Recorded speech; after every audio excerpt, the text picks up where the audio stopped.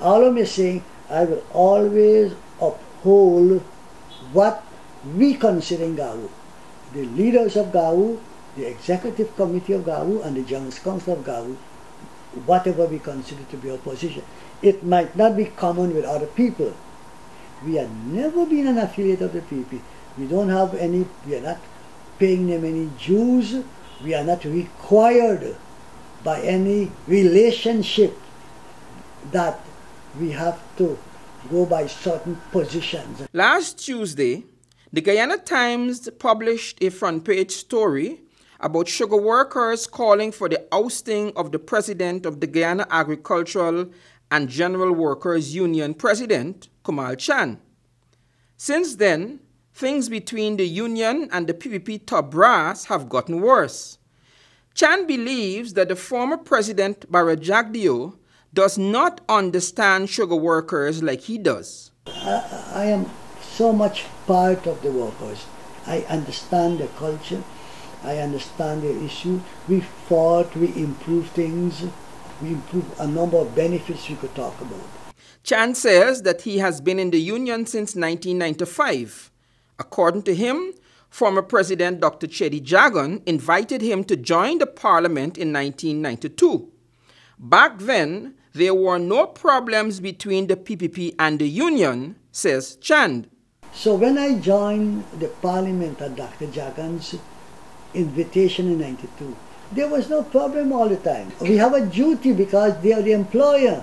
We had met with Mr. Forbes Bonham, Mr. Desmond Hoyt, the president that belongs to the PPP.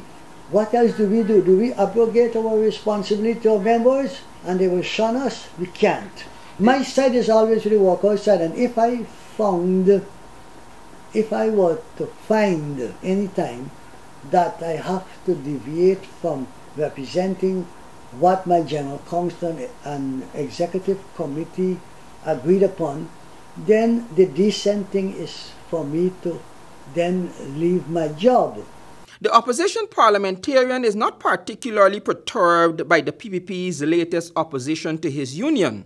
In fact, the previous administration, despite being led by the PPP, threatened to de-recognize the union. And you know, the last government, it is so much said now, reminding us about the threat to de-recognize us. So nobody could raise their finger and say, oh, you were not doing this before, now you're doing this. You have to understand that there's a lot of incompetence, which we have been telling the last government, talking about mismanagement. Chan said that he understands his job as the union's president. We represent the interests of the workers. We see that their rights are protected. We see their grievances are represented and sorted out. We advance their cause. Kumal Chan says that this government seems deaf to the plight of the sugar workers. He said that for the last 3 years, the workers got no pay increases, and that has affected the morale of the sugar workers. Unfortunately, there was a deaf ear since this government came into office. All of that has to do with workers not having the commitment, workers not doing their best. Your agronomic practices were not in order.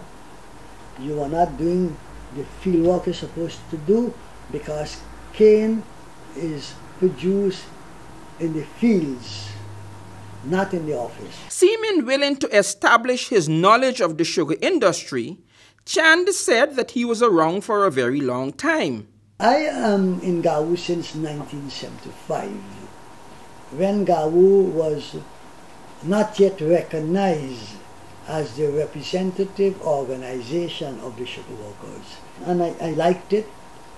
I find it a way to serve my fellow people. Some people choose the religious road, some people choose other roads, and I found that this was the right road for me. I refused twice to become Minister of Labour. One by Dr. Cheddi Jagan in 1992, and one by Mr. Donald Ramutai when he became president.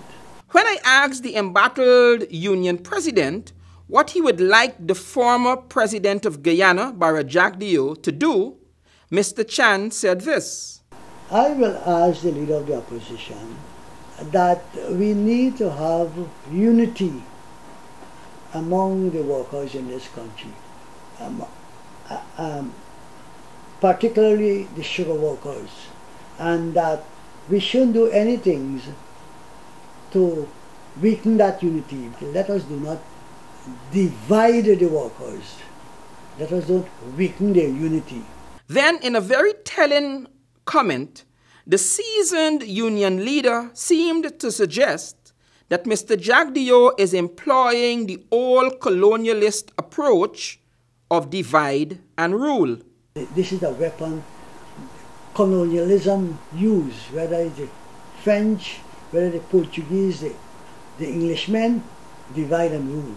The entire interview with the GAWU president is on our YouTube page, and I encourage the viewers to find it and listen to it. You're asking a lot of searching questions, you know, more than anybody, but that's all right. For Channel 2 Headline News, I am Wendell Jeffrey.